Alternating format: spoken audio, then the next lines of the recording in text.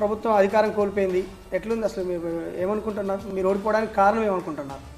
14 సంవత్సరాలు సుదీర్ఘ పోరాటం చేసినప్పుడు ఏ అధికారం లేకుండానే పోరాటం చేసి రాష్ట్రాన్ని సాధించిన పార్టీ 10 సంవత్సరాలు మళ్ళీ ఏకదాటిగా అధికారం బీఆర్ఎస్ పార్టీకి ఒప్పచెప్పారు ప్రజలు.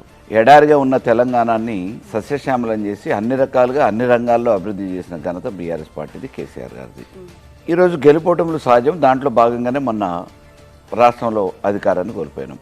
దాంట్లో భాగంగా కొన్ని రాజకీయ సమీకరణాలలో కొన్ని జిల్లాలలోనే పూర్తిగా దూడ్చుకుపెట్టిపోయింది. ఆ క్రమంలో నల్గొండ జిల్లా, ఖమ్మం, వరంగల్ లాంటి జిల్లాలలో జరిగిన ఇబ్బందికి మేమందరం కూడా బలైపోయినాం. మీరు ఓడిపోవడానికి రాష్ట్రం కారణం కూడా అదేనా?